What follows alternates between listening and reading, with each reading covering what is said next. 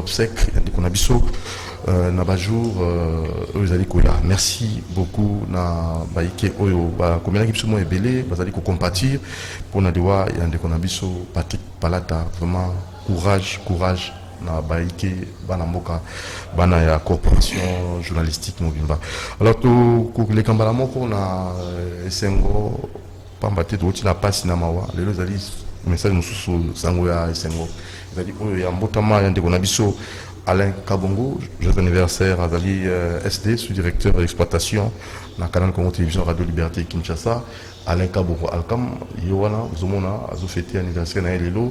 Mbotama Elamu, Alain Kabongo, Oyo Azali, na Sengomingi, fêté mon nene, Rabomisi pour qu'on voit l'élo. Una na njili tokozala biso banso wana na mama na bana na ye oya bengi CCTV mobimba. Donc moko wazanga te pour na ko fêter anniversaire ya Alain Kabongo SD exploitation na canal Congo Télévision sous directeur d'exploitation na CCTV Ralik oyo azali ko kumisa nzambe ko bakisa inane. C'est pas petite chose, nzambe wa pesa ki iye makasi wana ya kozala na momo yazali ko kumisa nzambe wana sika mususa zora makasi te makasi nezali ka be e pa nkolo. Alain Kabongo mbutu ko ya mbote, joyeux anniversaire Alain Kabongo, sous-directeur d'exploitation na canal Congo Télévision Radio Liberté Kinshasa. Karida beba souhaité joyeux anniversaire na moni Olivier Lungbango a souhaité joyeux anniversaire, Moron Djambé a souhaité joyeux anniversaire, Romain Makonda a souhaité joyeux anniversaire, José Andia na moni pays Jerry Amboka a souhaité joyeux anniversaire et Christian Mancholo a souhaité joyeux anniversaire. Merci beaucoup. Et tokina anniversaire mosusu ya Liam Wamba, bébé Liam Wamba, on a ko sepela mkona mbotama yona. Ah non, vraiment il est très content, hein? Bien habillé hein, bébé. Joyeux anniversaire à toi notre très cher enfant mona Liam Wamba, papa nae bazali ko kumisa kolo pona inane oyo bakisami na bomo ya mwana na bango. Bébé Liam Wamba, très beau gars, un beau gars, hein, un très beau garçon. Voilà, du gars qui tourne à maman, hein, voilà, donc joyeux anniversaire à toi. Liam Wamba, Mputukule en beauté, une année de plus, et bah, qui sont sagesse, intelligence. Kende Liboso, Mwana Biso, Liam Wamba, joyeux anniversaire. Christian Banjolo a souhaité en gros, vraiment, à Mingia, Christian Banjolo, joyeux anniversaire. Aliam Wamba et sa mère aussi pense à Liam Wamba. Voilà, donc Azimi sa maman, joyeux anniversaire. Aliam Wamba, ça n'est fini pour les souhaits et nous passons à autre chose. D'abord, on va saluer notre invité, monsieur Nabokito, bonjour. Bonjour Ndeko Doudou Moutiri, on est ensemble avec tous nos fans, nos téléspectateurs de CCTV, surtout Génie Congo, émission qui amène des génies congolais pour l'avenir d'avoir de savoirs congolais dans ce pays. Quand même, où est Patrick Palata? Très bien. C'est parmi les meilleures émissions où il y a qui n'a poussé dans Katiamboka pour la politique, polili. C'était aussi tout Kundola parmi dans le temps. C'était tout Kundola polili, c'était parmi les meilleures émissions où il boostait avoir la liberté d'expression, n'est-ce pas? Parce que des émissions, on a qui parmi au début. En tout cas, mes condoléances à la famille éprouvée. Famille Mobimba, Nzamba Pesa, Nzamba Zui, Atiki ba prête, Ndenge Doudou Moutira Otoloba, Atiki ba prête, Atiki ba TV, Atiki ba émission, ils ont continué jusqu'à aujourd'hui. Et c'est ce que nous demandons aux gens, qu'est-ce que tu peux laisser dans ce monde comme prête? Pour aider ba ibika kusalamabe. Donc intelligence na biso lelo na Congo, on ne sait jamais faire du bien aux autres, mais ko sala ndemabe. Mutalali na mbeto, alali a baluki, alali makali kali, juste quand ndengini na connuire quelqu'un. Azo kanengi ba stratégie. Voilà. La nuisance. Ko piéger moninga po akuya po seka. Et avoir quoi? Tozana katia mokili oyo comme un gouttelette d'eau dans un océan. Nous sommes insignifiants dans ce monde. Nous sommes comme un gouttelette d'eau dans un océan. Tala litanga ya mai na kati océan, c'est signifiant. Il faut bien le kamingi. Bien dit, parce que Dieu a dit dans tout surtout aime ton être semblable. Au lieu que les qui n'a pas Matadi, Prince Montiri, pour avoir ça dans CCTV Matadi. Ah. ma Prince Montir et Lali et il y a la qui DG à CCTV Matali oui nana somba cercueil assommer les petits frères cercueil automatique de façon automatique sans réflexion. Patrick Palata, non, bonté les gars qui contrôle le sable. C'est ce que nous disons, que les gens apprennent. C'est pourquoi les lots de la paix, moi, Moukena Souka, Makamboya, chef. Pour ozongira tout ça, mais c'est nécessaire. Pour bérer une belle ça, madame chef Nambo Nabiso, tout le monde a les deux côtés. Oui, il y a eu ce rapport, chef, oyez bien. Chef, oyez bien. Aux yeux décisions, ça, comme on a comme ça. Ils ont erreur, même pas erreur, bah, faute grave. Merci une équipe technique, Bana Inikin, Bana 100 euros, 100% star, 100% leader, peuple révolutionnaire. Nasengi Nabino tout aux Asima Fachi, Sankuru Nanga Mobimba qui parle ici, c'est le fils du général Kissasi Ngandu. To Sengi Nabana 100 euros tout, Oya Bengi Mwana Batel, partout ici aux Ana monde. De soutenir le président actuel de la République pour tout zoama quelque chose dans Mboka Nabiso to kamula et to soutenir pour to kamula bulamu nyo sezana katinae comme ça moya koyaka après y ansa la makamususu et si ka toza lelo penza à côté qui n'a pas président de la République vraiment à côté n'a pas ko kota na côté na kati ya République à côté ba blocage à côté partout moya ko bouger exactement vous vous rappelez na émission to banda osala kala que le président de la République a donné un mandat pour 1 mètre carré, côté Bazoube, Basete, côté Moata, Fananingana, exact. C'est de cette façon qu'on va aller ma chef de l'État. On va y revenir. Mais vraiment, à Zamoubal. C'est pourquoi tu vas sortir. Non, il y a des échecs, il y a un blocage au Basalaki. Mais je vous demande, vous votez en 2027. Comme nous avons voté. Mais toujours sensibiliser. Non, nous avons une campagne sans cours maniement province orientale pour ex-wana balumumbiste. Tokozana chef to salle la campagne.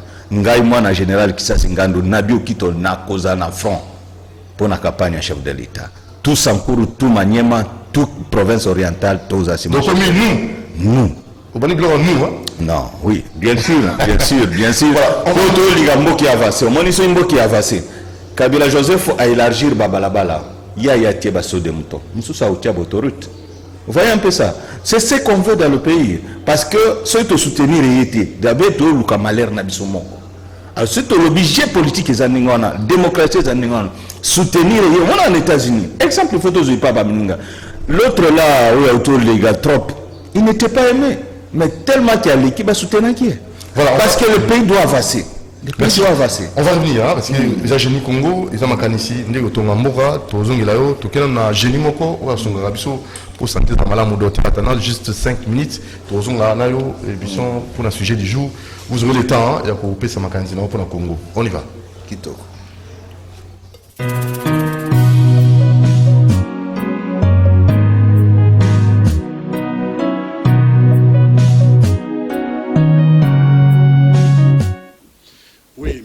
Merci Bandeko, merci Bandi. Génie Congo, j'espère la fois passée on a parlé des Kamouya Pai Pai. Bien qu'on n'avait pas tout terminé, mais tout ça la suite, il y a Pai Pai, des maladies sonnées par le papaye, et puis tu es comment Tokoki, ko chiter na Pai Pai. Merci. Et j'espère, n'avait la fois passée dire que Pai Pai est originaire d'Amérique centrale. Après, c'est la propriété on avait qui paye pas à ça vermifige, à zali diurétique et puis elle aussi anti-ictérique. Alors maintenant, n'a qui expliquer maintenant comment on peut soigner l'infection à partir de paille. À partir de faire paille, na citron. J'avais expliqué là-bas qui on doit 6 faire paille, on toque ici dans 4 litres à maille. Tant on est que toki bien, après aux huiles 10 citrons là, au 4 mike, au tient la moto et toki à 10 minutes après, au quitter si vous avez comme un pio, au passé à moi, vous met la vers le matin, vers le soir. Voilà, vous traitez les infections. Ben, il syphilis, gonocoque, nous sommes mécans au témoigner. Mais en fait, j'avais dit qu'au coquille, au temps où vous avez la wana, vous avez au pioger, on avait qui demi le litre à maille. 6 cuillères soupe à miel, plus des citrons, on s'en mélange pour la piocher. C'est ce que j'avais parlé la fois passée. Maintenant, on peut terminer la maladie, il y a comment on peut traiter maintenant à partir de quoi, ma graine. Hein, graine à paille, vous avez déjà qui est graine à paille, ça va bien pour la soigner. Amibe. Là, tout le monde, à temps où là, mais quand ça peut, ni ma graine à paille, c'est amibe, c'est ça que tout le monde savait. Et puis tout le monde sait. Mais, tout le monde a, à part Yango, comment on se sonne ce que le bagage est dans ce nini. Alors, le bagage est pas qu'il y a un bagage, il y a un carole, il y a continué sur une maladie à bronchite. Nakaya bronchite. Somme dans la bronchite, mais pas sur là d'ailleurs, comme on avait la fois passée que, tu as eu ma casse à paper, ou en général, avec un arbre magique, soit arbre de vie. Parce qu'on sous-attend que paipes à la ramute à kisi ma casa za kisi maya ma paipes à kisi si ça peut paipai et za kisi la preuve année c'est nous avons une bronchite vous voyez c'est quand qui a rejoint vous l'avez bien bronchite là n'a bien la cas bronchite bien kosu vous voyez c'est mon tour aux autres mais c'est ça paipai mais c'est ça paipai à tokisi soit tokisi à rejoint il nous pourra soupe à miel hein à la demi-verre le matin demi-verre la midi, demi-verre la soirée, donc 3 fois par semaine, 3 fois par jour. Donc demi-verre matin, midi, soir, Juste, rien que ma carte, ni si ça kaka, il n'y a pas au tokisi, jusqu'au tokisi, au kitisi, au tie miel, miel à volonté, on mélange miel à yo, aux hommes là. Comme ça, vous allez au moins la suite aux mais kaka roeba. Numéro 1 dans la TV là, 089 62 68 038. 089 62 68 038. Vous pouvez bien après, bien qu'on a un message pour répondre. Alors, mon île, le Doudou, Bakaya Barin, Komi, Makas. Nakatu Bakarente. Mais non, mon amour, Bazunga la reine, Bazunga la prostate. On a mon sous donc, Aza, dans le long, Malunga, tu as la prostate. Ah, tu as le bélirin. Parce que, comme j'ai toujours dit une chose, le message qu'on lit à Capon la Rotonda. Et surtout, je l'ai toujours dit une chose. On a vu ça, pardon, s'il vous plaît. S'il vous plaît. On m'a dit, ma boisson secrète. Ma boisson secrète. Il y a plastique. Il y a. Limisangaya. Mais comment ça va? Il y a des secrets. Il y a des ataba kabelio, comme la honte. Parce que ils ont à boire et à manger la katouana. La vie, mon boisson secrète, il y a plastique. Ataba kabelio, comme la honte. Suite, un soir après. Mais, dans l'ensemble, comment il faut, il y a un peu de marin. Marin, il y a un ming, il y a Hélène Labisso, Émilie Labisso. Il y a un on ne sait pas où on met là. Son monde est coloré au lait. C'est déjà mauvais. Parce que les déchets toxiques, ils sont dans l'arrêt. C'est un sofa où on est à Karen Labisso. Tant que là, c'est que ça, c'est que ça, les mailles, n'a souka, n'a coloré, non? Mais bah, on dit. Minus na souka na kolo ande sali secret dans zo fiba on peut un sentiment non mais le va maïter à robinet alors maintenant on peut nettoyer les reins comme ça parce que c'est rapide et on OK moi on va détailler les attaques je voulais une question pour la ligne alors boy secret à plastique mais temps à manquer sinon on va détailler et on risque là si ça mamlo sur pas été mais d'ailleurs pour on nettoyer barin d'après Betty, tout ça m'a dernièrement awa. Ma bibi qui va graine ya paipai ezali na wanini eza prévention pour avoir problème lié na rein. Ma graine ya paipai eza prévention pour avoir problème ezali lié na rein. Alors soit elles peuvent aussi traiter, soit prévenir maladie à rein. Nous avons une insuffisance rénale wana grave graine ya paipai. Alors maintenant comment on peut le faire maintenant?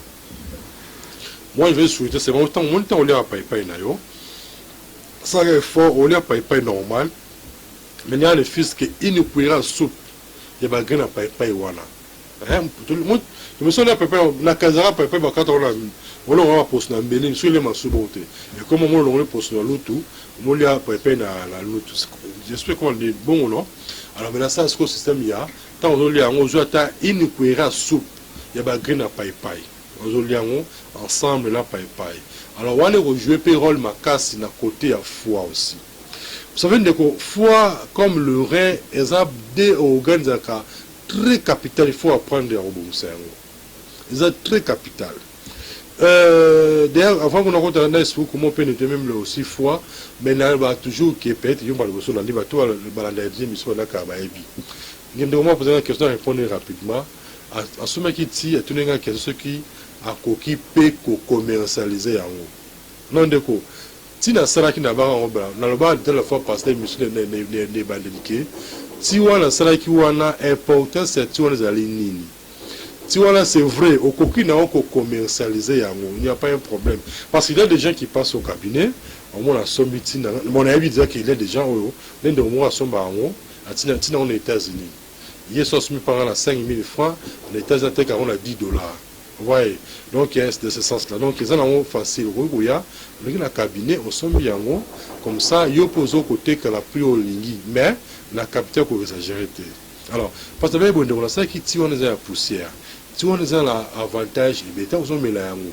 On a libéré qu'on traite de l'infection pulmonaire. Et qu'on traite de moutou passe. Et qu'on traite de kosu kosu.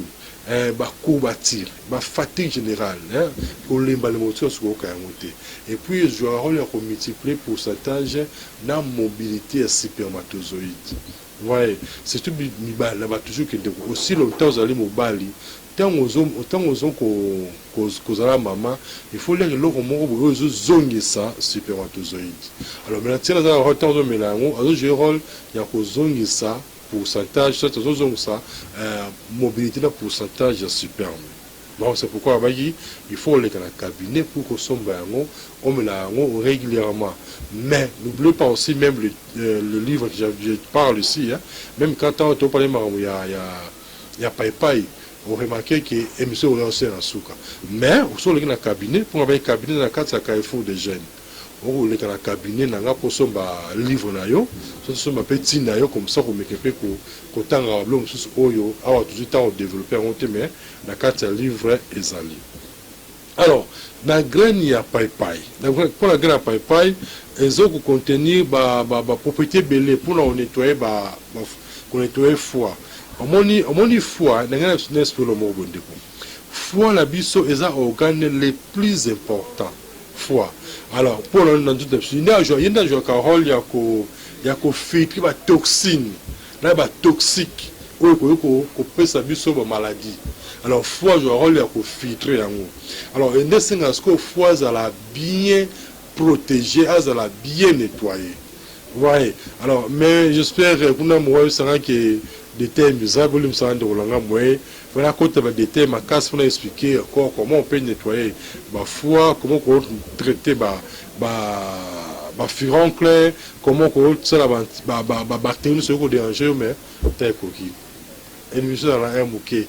Mais si on a posé un livre dans la cabinet, dans la carte de carrefour des jeunes, pour ce livre là yo c'est aussi ma syllabus là yo aussi ma ti on a ça là qui est mais j'ai toujours dit choses dans un cas particulier on a temps législaté on le dans la cabinet ce 5 conseils on fait son conseil ce 5 traitement dans l'autre traitement pour que vous ayez la bonne santé numéro 081 81 14 3 6 5 081 81 14 3 6 5 ou bien 089 62 68 038. Maintenant, quand nous sommes livrés, nous sommes stabilisés, nous sommes tinayo pour que et sungo makas.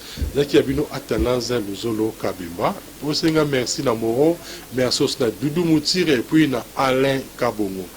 Nous prochainement, bye bye.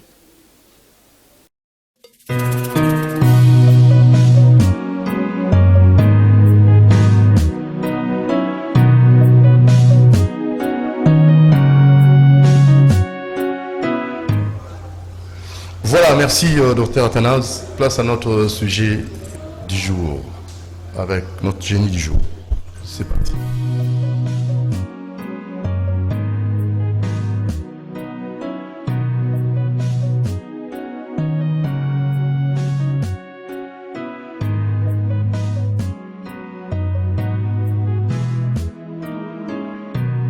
Voilà.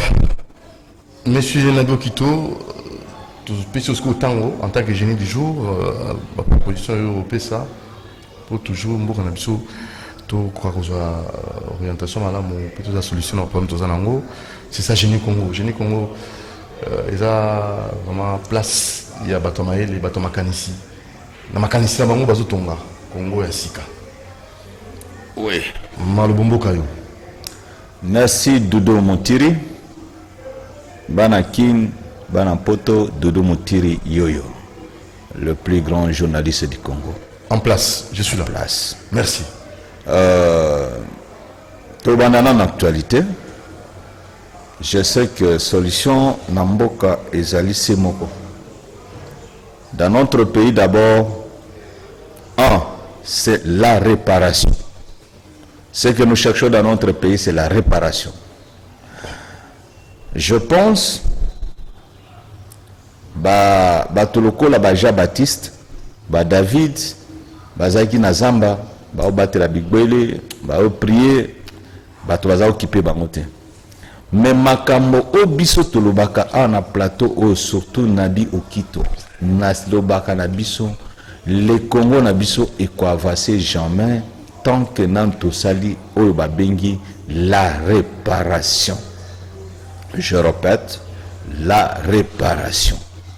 Tant que Nanto Sali réparation n'a pas été, moi et toi va c'est exact.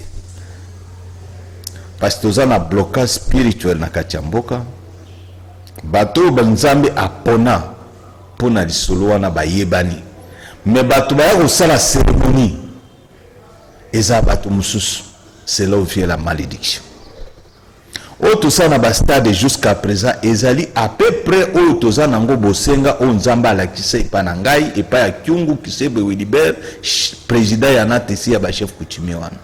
Auta na corona maneno na procès ya kolase procès ya Semo Kimbangu. Aza mukongote azali mutu Équateur te musika kuna na sidi ya Congo auti kuna na Nkoro na Kisebe village ti awa na Kinshasa koloba papa Simon Kimbangu azo souffrir, il faut colasser procès na ipo ba libérer na ba chaîne. C'est un quelqu'un qui vient de très loin. Kaka mutu ana un problème ya réparation et ya plutôt ya répatance, purification à terre congolaise et à tout moment ba cérémonie wana salamaka ba ikartaka yi ngana niana oyo bengami réparation Réparation. Sangana na ye Réparation, ça veut dire quoi? C'est ça la solution? Oui, c'est ça la solution. Même solution de l'élection. Papa, l'élection tout ça combien de fois? Vous avez montré que depuis 60 ans que Mboki Zakakana, mais toujours tout européen. Pourquoi tout européen? Parce qu'il y a un biloko toujours ça la tête. So yebe loko, ba musicien ba yebe loko boma mon ki des années. Basi nambon. Mais moi j'ai dit faux. Oui, loko zo boma mon ki c'est l'orgueil. Ce qui est racisme c'est dans l'orgueil. S'il y a maltraité les autres c'est l'orgueil.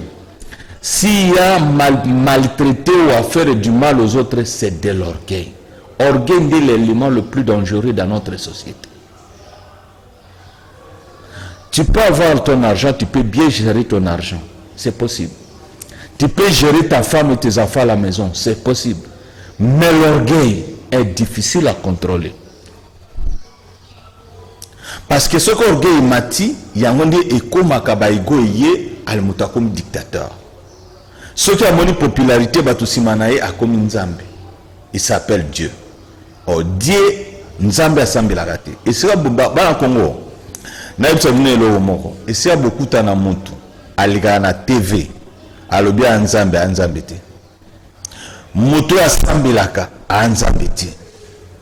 Moto a kota na bino na bis na mutuka à Nzambe te. O abelaka à Nzambe te. O azaku nuna à Nzambe te. O akufaka à Nzambe te. Nzambe o yakela mukili likolo na sensation c'est moko. O azali likolo même à Jésus-Christ, c'est Dieu le Père. Bosaka bereur te même na banzembo likolo na se mususu te kaka yo ben yo se yesu eza fonzembo. Oh papa neni et a fonzembo likolo na se mususu te kaka yesu. C'est faux, c'est mal composé la chanson parce que likolo ya yesu ezali na Dieu le Père. Il faut que yeba makambo to yemba. bato bamona bapesaka na mwa mélodie moko kitoko, allez, c'est benekoti danser. Et pourtant c'est faux. Pour yemba mabe. Donc tu as effacé Dieu le Père qui a créé Jésus-Christ parmi les anges. Jésus-Christ est parmi les anges. Donc, pour ne pas avoir les arguments petits parenthèses dans ton côté de théocratie, ça c'est l'histoire de la théocratie. Nous parlons Makambo ya Mboka. La réparation est la clé. Il y a solution, il y a Mboka. Et c'est la réparation. Et que ça, les mabiso, les enfants, il y a papa des années 60 qui dit Bisoyo, Tshisekedi Félix, président de la République, Joseph Kabila Kabange, Nani, nous qui sommes les enfants des papas des années 60. Cérémonie wana ko salima na biso so biso to sali yango te to tikeli bana ba kokango te po ba yebi yango te. Ce sont nous les frères, ce sont de ces papas des années 60. Oh ba papa ba sali ba papa moninga baninga mabe biso nde to kosenga na pardon entre nous. C'est ce que je parle du pardon. Peut-être na ofungola mamuke na nga oloba secret déjà pour awaso lobby secret. Allez, grand pasteur Babimi, confession religieuse, et on a vu les confessions religieuses dans la désignation à président Séni.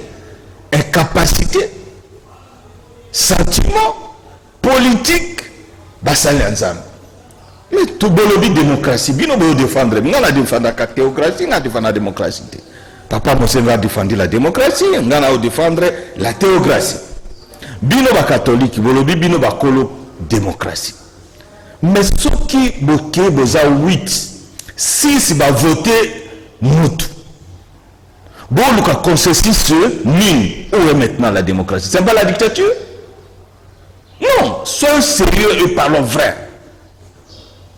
Parce que les gens veulent m'attirer à la population, parce que même à Tababa, oh, tout ça la marche, vous savez la marche na Gombete. Pourquoi ils Gombe sont des intellectuels?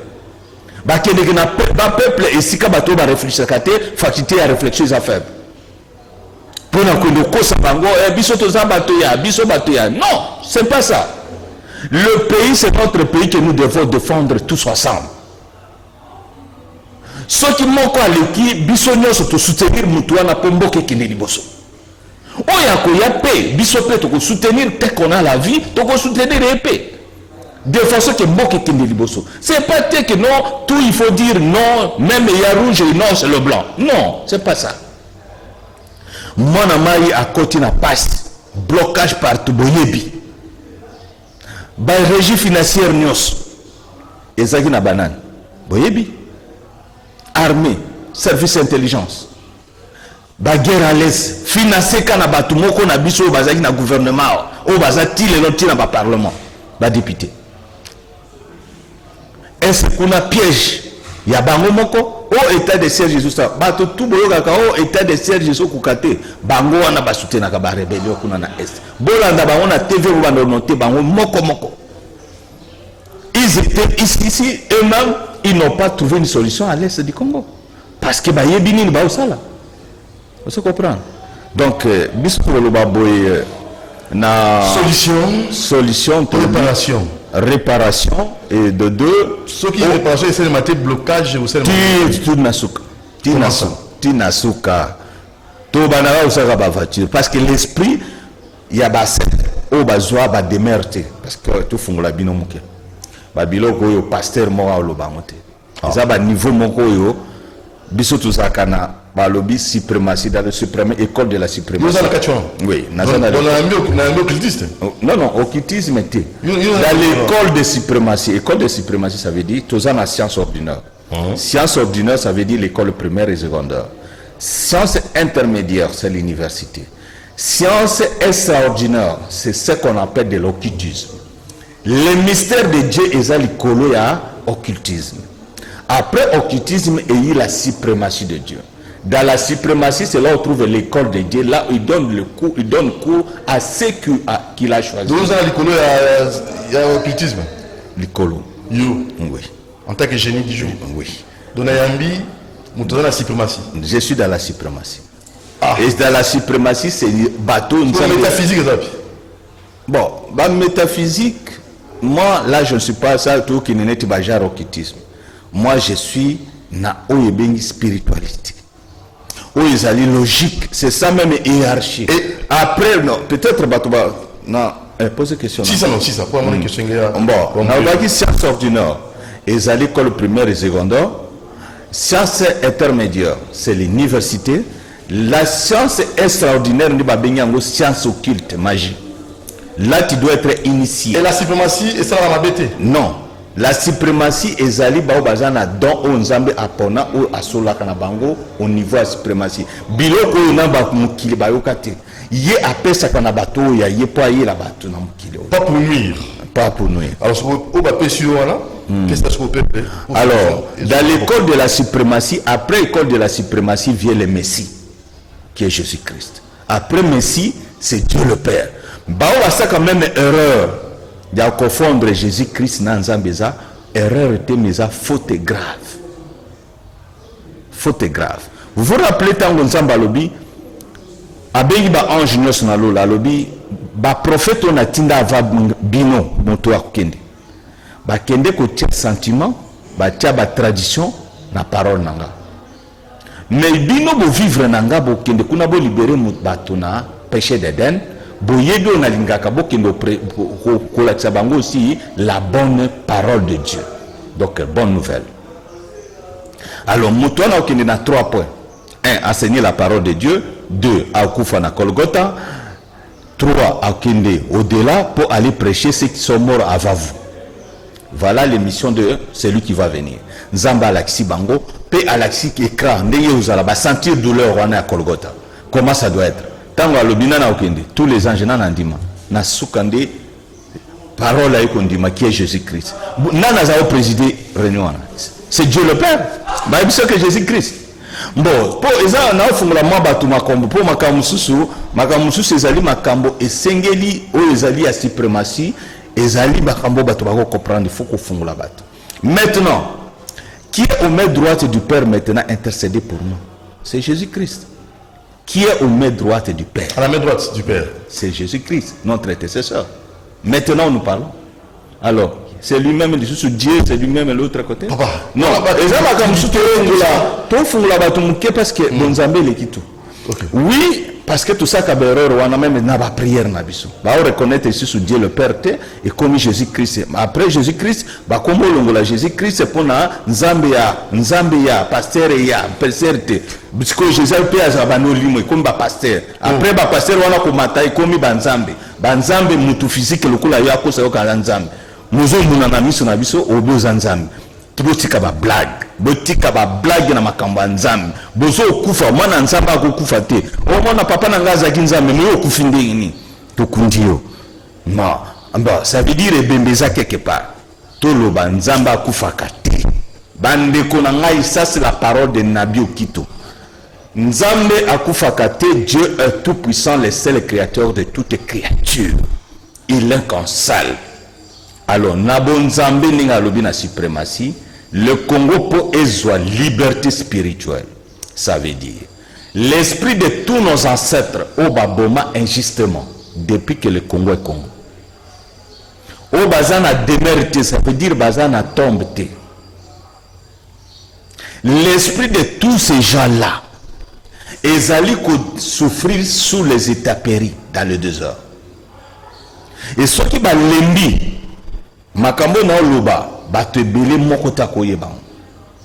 Ce ba lembi kuna baye ko abriter na banzoto na biso poto ba descendant na bango. Oh. Alors pour se reposer pour elle ne soit na moi. Elle ne soit na mbula na betaperi na malili. Alors bango baza ba centre na biso. Baye ko fanga na banzoto na biso parce que ba pema so ofandi na elili yepe apemi. Ole na ndako akonokela mbula te. Mais esprit za na kati na ye et ye na kati na biso avec un esprit de vengeance. Et esprit à vengeance, on les a créés au milieu de nous ce qu'on appelle les compréhensions. Et c'est là où sommes nous. Oh, la lobby et l'autre malam moussousa oboy. Attaque ça bien, mais esprit kaka, koloba d'abord non. Parce que en cette année, Azar Kata a créé une compréhension. Donc tout de Babel. Oui. Non. Et création, on a une compréhension, on a ezali pour étudier la réflexion. Pourquoi il y a tout et rien ne marche? Nous on a marqué la confusion, mais compréhension quand tu parles. Nini faut tout ça la peau, tout comment, l'esprit de nos ancêtres ezala et l'ongananzo ton abisso et l'ongwa ko créer ben compréhension, si ko toi terre bango. Nte esengeli o babengi cérémonie de pardon, reconnaissance pour la réparation. Je répète, cérémonie, il y a pardon, reconnaissance pour la réparation. Bon, si vous cérémonie on a jour de pardon. Na aussi ça, c'est là non. Na si sa place wana parce que balandi ba obunga. Pour les makamoko ezali kolo makasi. Eza vraiment brut avant Messi. Eza brut vraiment ezali makambo bato wa comprendre. Voilà. Maintenant, je n'y Congo. Batouana, esprit ya Batouana, o bazanga ba demer boko zwani. Bato lokola balumumba, bazana matanga te na ba un jour na plateau que non, mboka ezana mukuya, mboka ezana bututu. Na mona grande sœur nanga Juliana quelques jours à Télémi ake na parlement komona président Sénat. Ti ba poto ti makambo ekola mukaya ba relikaya Lumumba e bandia. Ça veut dire toloba makambo bilobela ti. Mboka toyaka mboka ezana bututu ezana mukuya. Bututu. Oui. Parce que tant que bozana na famille moto akufi bolongo na mpilité bokundi na nte bopanzi matanga te bwana bututu. C'est ça la République. Ba cette nabiso banda ba kipavita, banani ba Lumumba, banani ba kufi ba mamone manga grand-mère nanga. Mamone mamobuta boma ya wana nangalia. Nazali petit-fils ya mamone. Mais tozana tomte, ngandu kisasi, azana tomte. Lumumba aza cousin ya ngandu kisasi. Oh, azana tomte. Ngandu kisasi. Comment ça? C'est Porto-Vele, c'est nous, sur tali na batete la bateau ba revendiquer mort à Lumumba nyos, ba boti na Porto-Vele dans mon village. On a loua c'est le village où exika kende obotam. Papa na ya longwa na village na biso ki okobala kuna akima problème ya conflit ya le chef coutumier na mboka na ye. Lumumba kimba simba eta botama. Oui, Lumumba Lumumba tuna tuna question. Oui, Lumumba na naissance ya Lumumba et salaka mulili ekotaka na tout secteur ya Lokombede na Katakokom. Mulili ekoti na 12 heures. Pour abotama na 12 heures na moi Lumumba. 12 heures juste. Kobota manaye ta mama linga bimisa yebo pa mulili ekota. Tout secteur de Lokombede te mulili okasa mbule linge beta mbula te mulili ekota okomona mutu da 3 mètres. Et c'était pendant 3 heures du temps. Et Motoz aboti sa maman Lumumba, c'était Simon Kimbangu. Ça c'est l'histoire vraie. Et puis tango Moulili est longé et s'il est longé, Mbalamoke apparaître à Cassiel. À Zumwana, à Matisi Likolo Assembly Nda Ikopesa maman Lumumba. Oh, hôpital ya Wembonyama a été créé parce que Mindele ba belge ba iba que non, moi na moko obota au centre du Congo. Moi na wana ndako benga bino na Congo. Oh, ils avaient la visite de s'accaparer avec le Congo ko bomba la congolais nyos ndenge basala en Australie ba boma tous les noirs ezaki nzamba saka deux continents. Continent où mibali kuna donc Australie na Afrique ezaki des continents noirs. Asie na Europe Bazaki, l'Amérique c'était des continents aussi blancs. Là c'est le blanc. Maintenant, Nzamba il dit pourquoi a créé un mot. Bakenda en Australie, Baboma, tout ce qui est peuple bantou. Batika Babroje ou Amikuse Bapigime. Pour la Australie, na ferme. Sauf qui en Australie, moi j'étais en Australie. Donc mon noir australien na ville, Bazaka na ferme. Bamikuse Boba domina ba. Ils ont terminé les gens. Au Canada, c'était la même chose. Namibie baboma plus de 22 millions de Namibiens. Namibie c'est actuellement de Bakokisi. Je pense Bazaki na 1,8 million. Actuellement de Bakokisi 2 millions. Il y a population, grand pays comme le Namibie. Basaka génocide. Allemand. Et ça c'est soit vrai à vérifier dans Mboka Nabiso. D'où makambo to lobao ezali makambo yo baninga bazali pe na complot munene na kati ya mboka oyo po ba boma ba congolais, c'était ça le mission à ba Léopold D.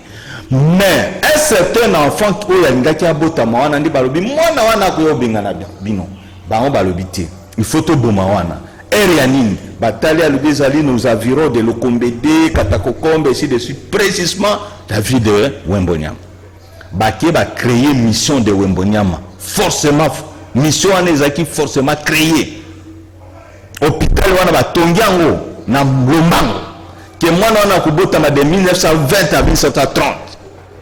Alors, il faut que bon maman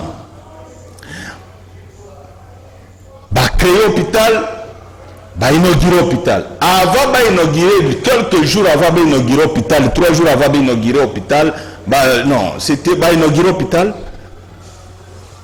Le monde va botaminer dans village. Cérémonie on est salami, moulili, à casser après que botamanaye, si moi qui m'a prié, à zongisi pa ya, maman naye, de maman Zuma. Maman nani? Maman Amato. Juliano Amato, c'est le nom de Maman Lumumba. Juliana, ebe nani tombo na ezali awa na cimetière Gombe. Afasi ya lupango mwana naye. Ezawana. Moko tete akipaka ngote, même kuswanya ngwazate ezawana.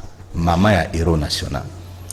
Tozana ba mbututu na olo bakeli mo ebele na bututu. Alors nzoto hôpital ya mwana wana na parenthèse na kanimba pour donc qui me la sujet. Na aussi ça. Hôpital wana ba ezaki créé pour baboma. Bana nyoso ba botama. De 20 à 1930 ba botama hôpital wana mwana mobali nyoso baboma. Oh Lumumba botama ki ava ba inaugurer hôpital. Tala makamba nzambe. Ngayo 47 ans après. Je pense 47 ou 57 ans après. Ngana botama na même hôpital. De nous parce que yo wana. Te ngana botama na hôpital. Yo équipé hôtel? Te ba équipé te pour code des caché. Yo. Ah rien. Code ya caché. Yo équipé hôtel. Te ba équipé te pour déjà sikoyo lisolo soli. Nzamba saraka. Ba équipé hôtel. Te na bi nzamba saraka. Obita on a bani makamba intégration. Reine Elisabeth d'Angleterre. Na pese le roi. Tout na mapsologue. Tout ça na émission. Ba beninga na bon marché. Un certain monsieur vient du Canada. Reine Elisabeth en Angleterre, Moutou et Abimi en Afrique centrale, il faut qu'il nous botte là, il faut qu'on s'y voit. Kosa ibo. Un certain. C'est bon, Poco, hein. Un certain Poco aussi, Poco des choses. Quelqu'un d'Ouvira. Ah, bon, trayo. Ah, au lieu, à salir cérémonie, au bobe na nambi, au kitoana, atindi mapsologue. Je donne le nom. Na lupango ya John Numbi. Non, pas non, John Pierre Lumbi plutôt. Pierre Lumbi na bon marché. Cérémonie on est salamaka wana. Ba invité nga na komi wana. O reine Elisabeth d'Angleterre a tininga makambo na lobaka te na TV mais na lobi en po témoin c'est mapsologue. Ce bolingo tout na un jour na oya na ya témoigner. O reine Tindinga lobi il y a un étoile qui vient d'éclater en Afrique centrale. Mais code na ito mona ngote. Alors ye azakuna na kisasa na minito kende kokosa yo boto la yebo konzike to ko promettre yeto tia ministre de la défense lokola papa na azaki soda Michel Lumumba lokola azaki toujours accompagnateur actuellement aux États-Unis to saki na Michel Lumumba jourang Doyo Michel Lumumba oyebisa ye ke non po batambo ba bango mibale Michel Lumumba ozala premier ministre comme ça après sa vision n'est pas na yo ko ki vision ana poto étouffé. Et il est venu devant na lobby bien à lupango ya Pierre Lumbi. Ser na ya zali. Enfin, lobby au soumis peuple té hein. Au lobby ba koko. Esprit nango errant, et ça ko errer na nature, tous enfants n'a pas na biso et créer confusion. Confusion, mais incompréhension. Na bututu na mboka. Que faire maintenant? Maintenant pour faire une grande cérémonie dans le pays, otolobaka cérémonie il y a pardon, au sengana pardon entre nous. Au sengana biso na biso. Biso na biso. Na bala na martyr to na nani? Yo kana ok na male mais sika c'est créé na linga olobo. Ah oui, qui mangala ma Lumumba. Ah, te message makambo te po ba oyiba.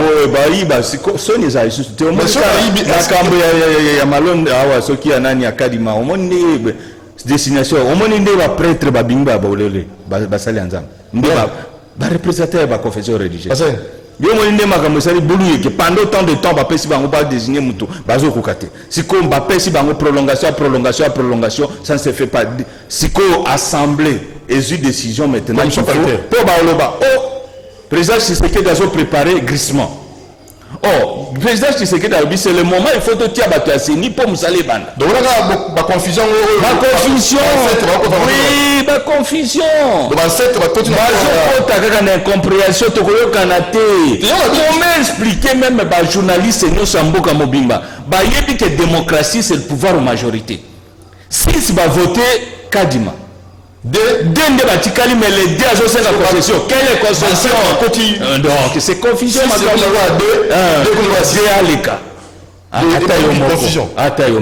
Et puis tu es bidango. Baza bato ya Mosengo, bato ya Bandundu ba soutenir ere womoko ya balamuka. Tribalisme to lo ba ma vérité. Po bino soki ekomi makambo ya kuto ba vérité ou comme tribalisme. Mais abaninga ndi boyebi yango tribalisme. To lo ba la vérité parce que il n'y a pas de tabou. Faut to lo ba la vérité pour makambo sembo manamboka. Po ele wana to yebaka banda be shole. Ndokola Mosengo aza se shole nda azui siko flambeau. Yende musana na ikaka makambo ya Ouest. Vous comprenez? To yebi ba wana. Donc, Bozali 2 sur 6 va voter. Comment que le consensus na 6 va voter oui? Bilan l'idée. Quel consensus encore? Sont sérieux? Pourquoi tromper la population? Non! Na ba soutane bolati pe boroko sa bato consensus. Ba moto ba j'ai des mots bien quoi? Faut sont sérieux. C'est vos cogiter pour ça ba parti politique. Faites-vous ça, ma parti politique. Avec la ça, parti politique, on a quoi aider, il y en a pas des partis politiques. C'est ce qu'on va créer. Oh, ah, vous savez pas la tête non, vous avez la suprématie dans l'équipe de la magie, parce que Vatican Azali représentait un monde satanique dans le monde. Primo, 666 pièges aux classe satanique dans le monde pour piéger l'homme dans le monde qui a les 5 sens. Dans les 666 pièges, primo, et l'Ocaliboso c'est Vatican. 2, Banque mondiale, Nations Unies, branche sur toutes ces histoires-là, c'est Ali plat satanique. Comment ça se trouve? Pour dominer le monde. Tout ça développement des ressources non, développement FMI, Fonds monétaire international. FMI. Fonds international, Fonds monétaire international. De mater les pays du tiers-monde à ne pas hausser la voix. Alors, comment sortir? Nous devons bannir avec le système satanique qui est la démocratie et la politique. Ce sont des systèmes, c'est 666 pièges. Politique, ils en ont 666 pièges. Démocratie, ils en ont 666 pièges. Banque mondiale, FMI, Vatican, Nations Unies. Oui, 666, c'est parmi les pièges ou les pièges à monde. Ceux qui ont la suprématie au parce que ne vont vous parler de ce que les apôtres ont dit que c'est que seulement les apôtres disent qu'ils étaient que les envoyés à Vatican. Oh, bazaki ko primé ko bomba serviteur ensemble ba chrétien. Comme Paul, c'était un grand assassin. Faut pas marcher les mots. Paul c'était un grand assassin. Quoi qu'à Bongwana, oui. Mais d'abord, une histoire na yeto yebi que c'est grand assassin à sopa makila. La famille nga ndukisa si bolingi pe bolongola bututu na mboka zo senga nzoto ya nga ndukisa so yebana. Parce que beaucoup d'ailleurs ko kimé kota côté ya mboka na bino. Alobelo monko na saloba plusieurs fois na plateau. Parce que na suka déjà. Bon. Voilà que le sujet qui nanga on manga la magi diplomatie na yo parce que grand prêtre la diplomatie. Donc je ni bongo na no maeli. Eux a génie Congo ça la matière brute. Pour ba ba comprendre ya. Na dibo sikoyo bino bolingo sani parce que na ngo pesa biso réparation de ça mo bombi po ya taux de voleur OK na ba konzita la proposition ngo pomboke bonga. Yo bombi po ni ba bien ra yo moko. C'est ça. Non, ezali principe de Dieu. Nzambe so aponi mutaza te handicapé. Vous comprenez? Yende wana boko c'est pour reconnaître j'ai beau pambon. Au moins na luba makamba qui se boit. Je ne suis pas katanga. Mais ngana soutena gaï parce qu'il y a na boloko nzambe. Ngana luba loko en Afrique du Sud, na lubi réparation, cérémonie à réparation, pardon et reconnaissance pour la réparation.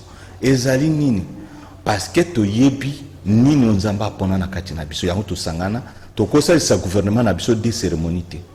Toko benga pe ba musu soki président de la République Azana Bes Musenga que blocage spirituel réel mais loin amour. Tokenda tina kamba. De la réel, c'est vrai. Oui. Tokenda tina kamba ko yebisa papa.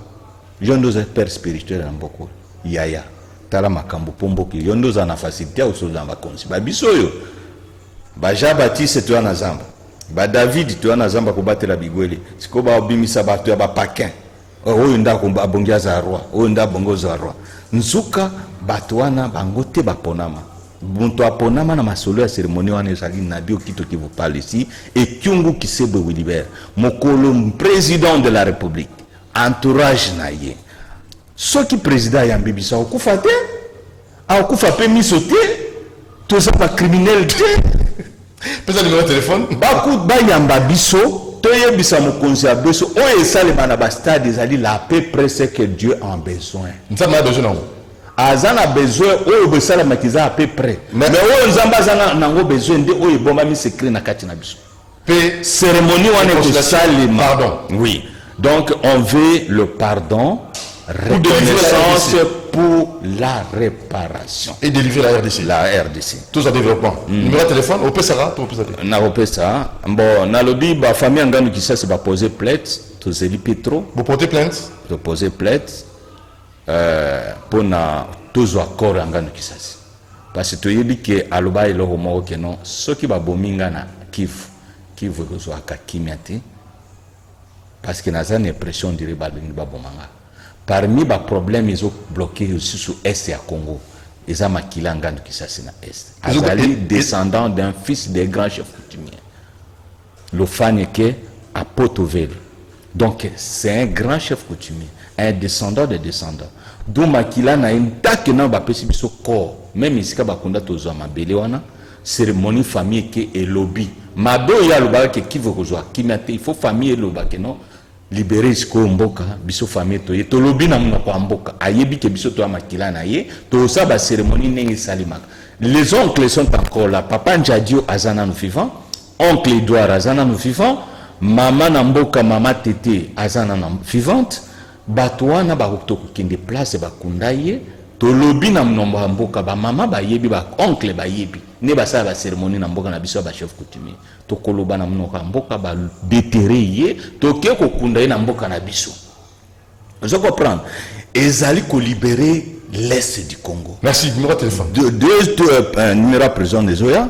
Deuxième problème pour la libération ba chef coutumier à Congo Mobimba président de la République a rassemblé ba chef coutumier peut trouver une solution à l'est to nazolo ba chef coutumier ba frère ba rassembler bango tozana na solution mais jour à koyamba biso na Kyungu ngai na Kyungu ayambi biso mibali kaka to yebisa ba secret oyo ko libérer mboka oyo obi secret de développement Congo non parce que batou on ko ya so misoti te on moni développement Congo ozo sa ba so ki to lobi bato bazwa ngo to lobango bazwa ba ki osala mabe ba demi lesi basala ngo na stade bakanga ye ozo comprendre tikayeko ba ki okosa mama ba to akiosa ba cérémonie na stade ba yibe pa na bizoti hein vous allez au téléphone